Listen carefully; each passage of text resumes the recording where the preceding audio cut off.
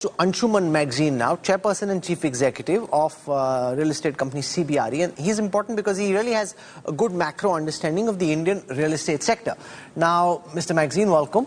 On the one side, long-term capital gains on real estate was brought down from 20 to 12.5%, brought in consonance with the kind of long-term capital gains on stock markets, equity investment, which went up from 10 to 12.5. So now, directionally, they want to keep it at 12.5. But the indexation which was available against inflation has been done away with.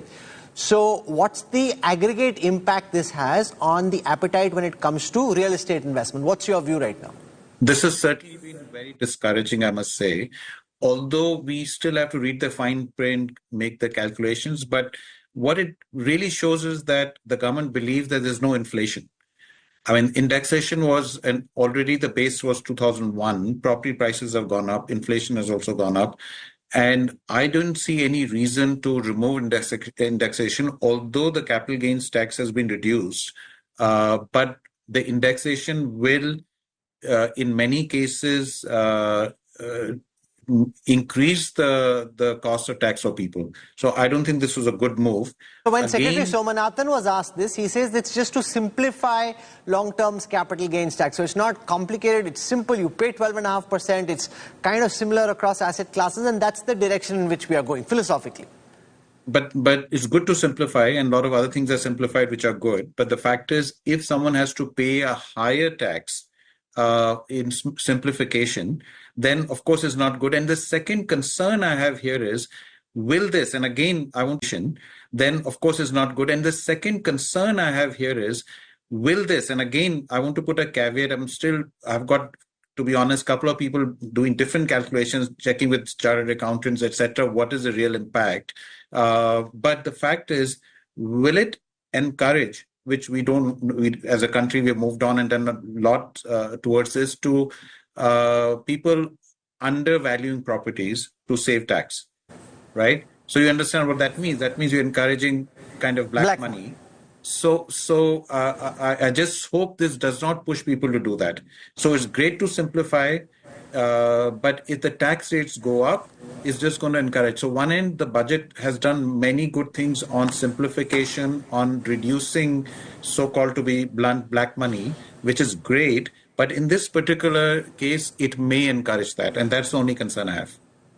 Well, could that be a short-term trend, or at least long-term directionally across asset classes? The government says 12.5% long-term capital gains tax is what we think is reasonable. Otherwise, one asset class having a certain long-term capital gains, another having lesser equity, had no long-term capital gains a few years ago. That was very contradictory. There's no logic why one, like equity, should be incentivized at the expense of real estate or vice versa. At least now they're saying, let's kind of make it similar, which philosophically, again, may not necessarily from a policy perspective be a bad thing. Yes, it may not be a bad thing, but again, practically, one is philosophy, and the other is what's happening on the ground, right? Both should be taken into account. And if you just say that to someone, it could be in some cases the capital gains tax is doubled for a person, right? Now, if we tell them, look, this makes sense, this is, logic, philosophical, I'm sure that person is not going to be happy. That's one. But more importantly for me, it's not the payment of money. It's just should not encourage people not to declare the value, because we have moved on. Since last few years, government has taken some excellent steps where there is more transparency coming in the real estate sector, where there's institutional money going into the real estate sector. So lots of good things have been done. So I still am not sure. A direct question. In your estimate, and I'm sure you have an estimate, and I hope you'll share it, to what extent is this likely to encourage under-representation of what the actual value of the real estate deal was? 10%, 20%? Like how much more black money could potentially be created in each real estate transaction on an average as a result of this move, in your view? Like I mentioned, Rahul, I'm still trying to get, because frankly, the couple of people like the chartered accountant and others who have asked to run numbers, they still have not been given me a full picture, because there are so many other moving parts. So this only time will tell. But from logically, if you remove, if the tax, incidence goes up, that is sure sign of encouraging people to hide the true value. But to put a number, it'd be next to impossible. Honestly, I don't have that. But the fact is that if you even take, because earlier, as you know, the base was, I think year 2000 was the base from where you would get that indexation benefit. And no doubt the value of properties has also gone up since then. So see, one end, this is not going to make a huge, because right now the economy is doing well, the residential real estate market is doing well. Overall, there is activity in every sector of real estate, including commercial. So this doesn't mean that this is going to bring down. It will have some impact, no doubt, but it's not going to slow down the pace. But again, to repeat myself, my only concern is, will it lead for people to undervalue the properties? And I hope that doesn't happen.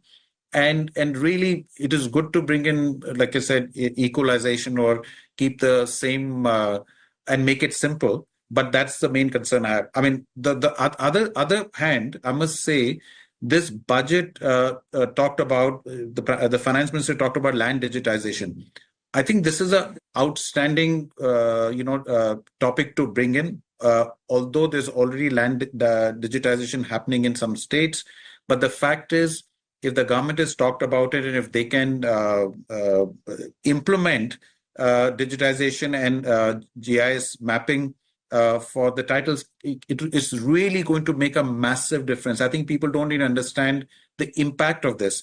Number one, investments will go up. Number two, litigation. Our courts are full of, we always talk about why the court has lacks of litigation, which is stuck there in the timing. A lot of that litigation is land disputes. So they will reduce, hopefully go away.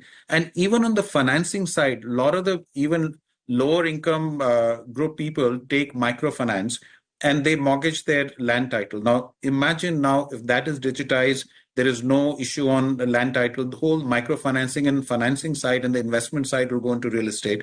And the government will also collect more taxes because they have better records. And entire investment by institutions will improve. It'll be easier for someone who's setting up a factory, wants to build a school, hospital, hotels, to buy land, because land is the basic ingredient for anything to do. I think this part, if it is implemented, will be a needle mover for our country. And you won't hopefully have to bribe your neighborhood patwari in case there is a dispute over who owns that land. So there are significant advantages there, and the sooner we can get this done and deal with it on a war footing, the better for everyone. Anshuman Magazine for joining us with your thoughts. Thank you very much.